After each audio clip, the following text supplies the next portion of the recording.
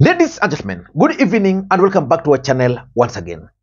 I have always maintained on this platform on many occasions that in politics nothing happens out of mere coincidence, and that everything in politics is normally well planned, well scripted and executed to achieve a specific political objective. Nothing in politics just happens for the sake of it. There is no way the dreaded men in black can just walk into a meeting presided over by Raila Odinga and disrupt it. There is no way. Earlier today, the men in black walked into a meeting and stopped Stephen Kalonzo Musyoka from reading Azimio La Umoja One Kenya Alliance resolution after the parliamentary group meeting. In this video, I want to reveal to you guys the deep details about why the men in black stopped Stephen Kalonzo Musyoka from reading that statement. But let me take you back a bit, because you also know that politics is also a very interesting game and politics is also a very dirty game. Last week, William Samoei Arap Ruto, the President of the Republic of Kenya, assented to the IBC bill. That event was attended by Raila Odinga, Kalonzo Musyoka and other Azimio leaders. But Stephen Kalonzo Musyoka did something there that really annoyed Raila Odinga. And for me, I'm not surprised by the turn of events today. So in this video, I want us to do the critical analysis. But first of all, I want us to watch what happened, because clearly Raila Odinga excused himself. Then Kalonzo Musyoka was to read the statement. But if you watch the video closely, you'll notice something, that when the men in black were coming, Kalonzo Musyoka was actually laughing. Maybe he knew what to expect. Thank you. Bado ipo. Are you set? We know that time is not on our side. Can you hear now? It's there. Okay, Your Excellency. Thank you. Well, ladies and gentlemen, honorable members and party leaders, if we can have some peace outside. Our party leader, Honorable Raila Odinga, has had to leave for an urgent meeting, and he has asked us to make this statement. Asanteni kwa kusikiliza. I'll read. Thank you. Resolutions of Azimio PG meeting. Dated today, the 18th day, I believe. 18th day of July. 17th day of July.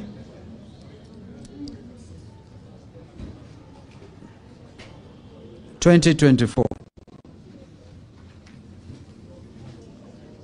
The joint meeting of the parliamentary group of Azimio La Umoja One Kenya Coalition Party was held today, Wednesday, the 17th of July 2024. The coalition expresses its sympathy and condolences to those who lost their loved ones and the hundreds who were maimed, injured, and who had their properties destroyed during the demonstrations.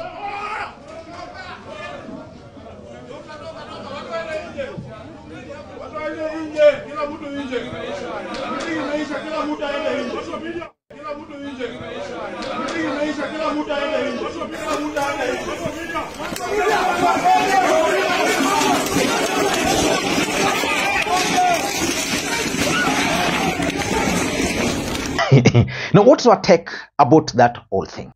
For me, it marks the end of Azimio La Umoja One Kenya Alliance, and it's also going to mark the beginning of the working relationship between William Ruto and Raila Odinga.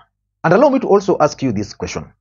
Assuming Raila Odinga will be here in Kenya, opposing William Ruto or supporting William Ruto, do you think Stephen Kalonzo Musyoka can support him for the presidency in 2027, assuming this whole incident of today did not happen? The truth of the matter is that Stephen Kalonzo will be on the ballot in 2027.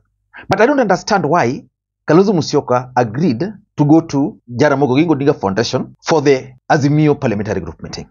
Because before that meeting in the morning, ODM Party also held its parliamentary group meeting. And they made some resolution. In Azimio, ODM Party is the dominant party. So if you are talking of Azimio Parliamentary Group meeting and ODM met and made a resolution, then there is no way the resolution of ODM Party can actually be overturned. And that's where the problem was. Let me just read for you first of all, before I get into the details, the resolution which ODM Party made in the morning before going for this meeting. This is what the party resolved. The joint meeting of the parliamentary group and the National Executive Committee, NEC, of ODM Party was held today, Wednesday, 17th July 2024, and resolved as follows. I want you guys to pay very close attention, because sometimes I don't know why people like Kalonzo Musyoka cannot read the signs on the wall.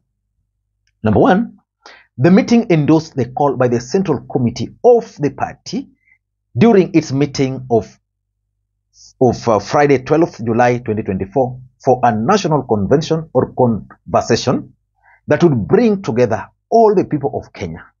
The meeting reiterated the need for this convention to be all-inclusive, people-centered, and constitutionalized. So basically, that dialogue thing.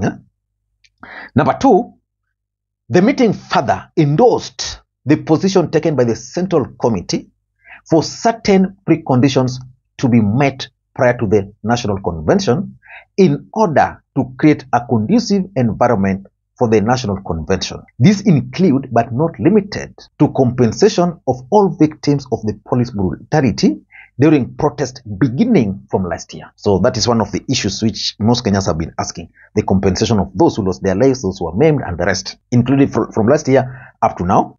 It proceeds apprehension of the rogue officers implicated in these incidences. Remember, currently we are witnessing a lot of abduction, maiming, the shooting, a national amnesty for all those arrested, abducted, and the interdiction of the Nairobi area police boss, Adamson Bungei, amongst others. You see, there's been the call that some of these police officers should actually be removed. And the statement proceeds.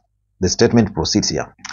Number three, that in the National Convention, the party leadership was expressly mandated to prioritize policy proposals on long-standing matters as identified by the Central Committee, including but not limited to corruption, negative ethnicity, unemployment, and social justice. A detailed policy position shall be shared once the preconditions above are met and the convention convened. So basically, ODM Party is saying that they agreed to have the convention, but they have some conditions which must be met first. If those conditions are met, then they are going to go. But if those conditions are not met, that is the other thing. And lastly, which is very important, that each and every issue should be on the table in order for us to find lasting solutions to the issues bedelving our nation as the people of Kenya. Thank you, and God bless Edwin Sifuna.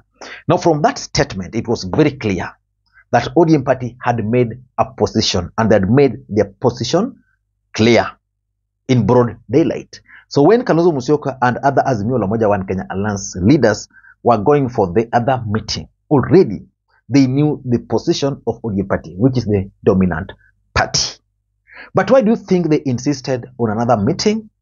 And in that meeting, they took a totally different position. That is exactly what I want us to analyze in this video.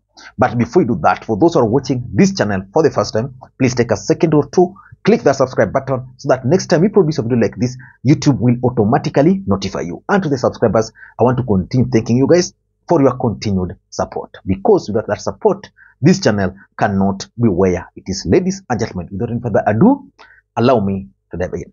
Why do you think Raila Odinga ordered the men in black to stop Kalonzo Musyoka and Azimio leaders from addressing the press. Number one, last week, just like I was trying to explain, something happened when William Ruto assented to that bill. Raila Odinga and Azimio had met at JOF before going to KICC. When they arrived at KICC, something interesting took place. Stephen Kalonzo Musyoka, because remember at that time there was the Gen Z pressure, Stephen Kalonzo Musyoka spoke, and he spoke boldly, and he spoke powerfully. And his speech was to ensure that it's aligned with the demands of the Gen Zs. But these guys had agreed on the issue of dialogue. So after Kalonzo Musyoka spoke, of course, he handed over the mic to Raila Odinga, spoke, Ruto. Then Kalonzo Musyoka left just when Raila Odinga was about to talk about the dialogue. Then after that, Kalonzo Musyoka went further, convened another meeting with Wiper, where he declared that there would be no dialogue. Agencies, but they are Kenyans, are saying they don't need dialogue. There have been many dialogues so far. So, and really this dragging of feet, we don't want to be seen to be sanitizing a regime that has fallen flat on its own tummy. So we are not about to do that. And we are a democracy. And I'm happy that when he said demilitarize our streets, they moved the speed and removed them. So, in fact, I've heard the general service people saying, thank the party leader, we have removed our boots, we are back to camp. So this is something. We need that spirit of freedom.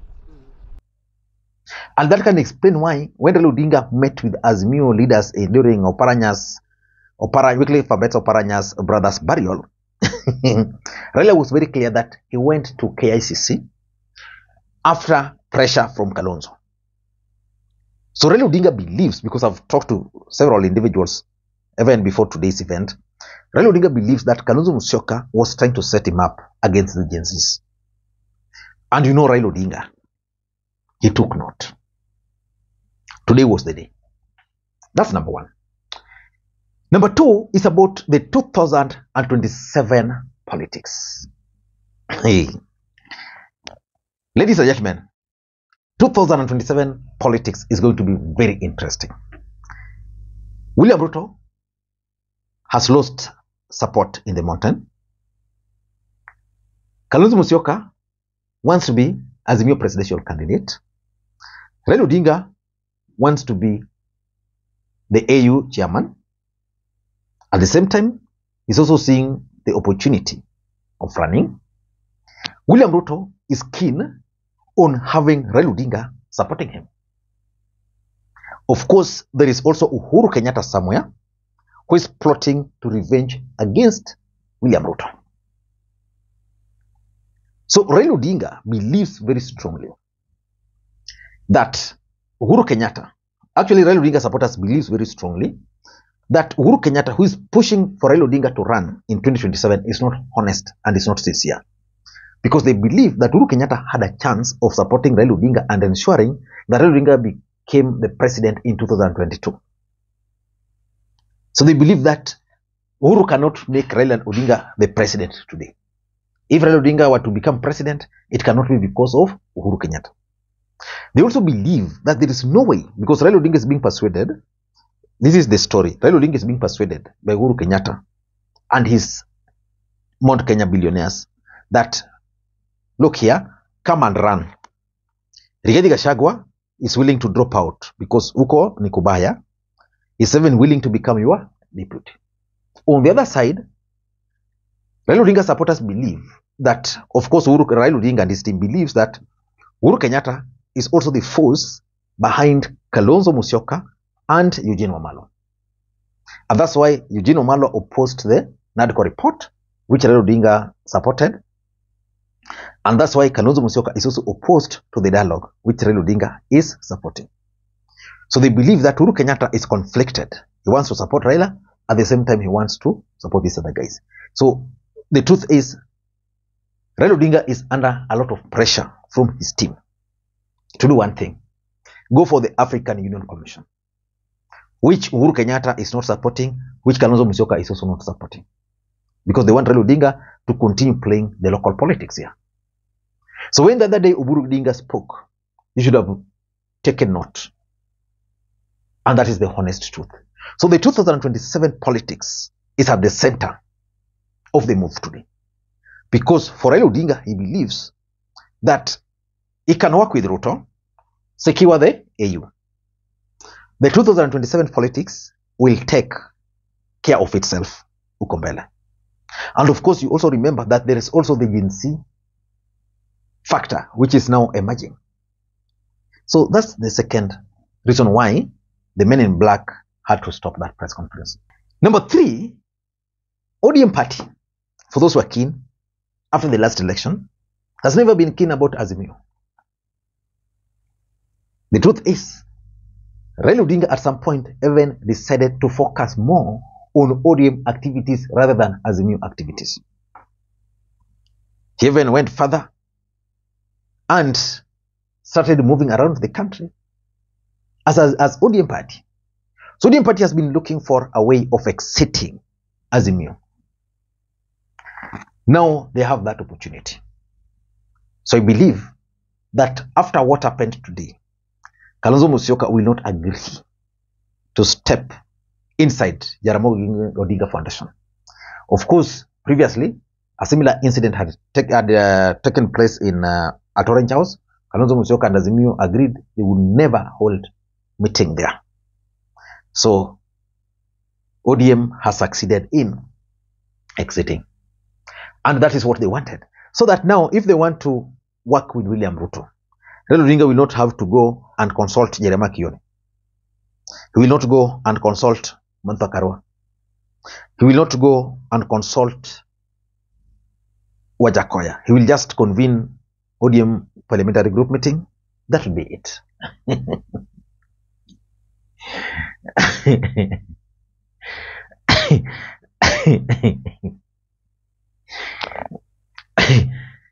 Number 4 is also the 2022 politics. You see, in ODM Party, majority of the supporters believe that Uhuru Kenyatta never really supported Raila Odinga's bid, or he never took it seriously. That he had a better chance of making Raila the president. But what happened? His allies, Uhuru Kenyatta's allies, failed him. That just a few people took him seriously. And therefore, any idea that Uhuru can make Raila Odinga president now is not there. I'm told Uhuru met with Raila Odinga, was it last week or last week, but one somewhere in Dubai, where he told Raila Odinga not to go for AU. That is something which Raila Odinga is keen on. So let us wait and see. As a matter of fact, today, if you are keen, there's another propaganda that some Tanzanian, who is a close ally of Raila Odinga,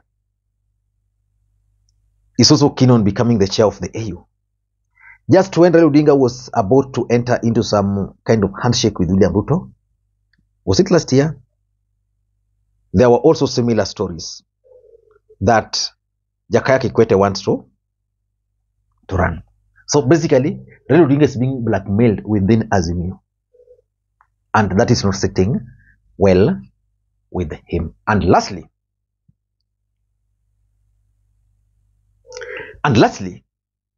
the move to deploy the men in black was also intended to communicate to a faction within ODM Party. In ODM Party, there are two factions. There's a faction that supports the dialogue. And then there's another faction which are totally opposed to it. And when we talk of dialogue, what we mean is Raila Odinga joining the government. Let's just call a spade, not a big spoon. People like Orengo are opposed to Raila Odinga joining government. There are others also. When Raila Odinga was in Kakamega, you heard with your own ears how the MPs were opposed to that move. So the action of the men in black has communicated something to them. For those of years, they had it. That this is the party's position. You have to toe it. I don't know what you think. That's my take. Until next time, this is Lee Makwiny. Bye-bye.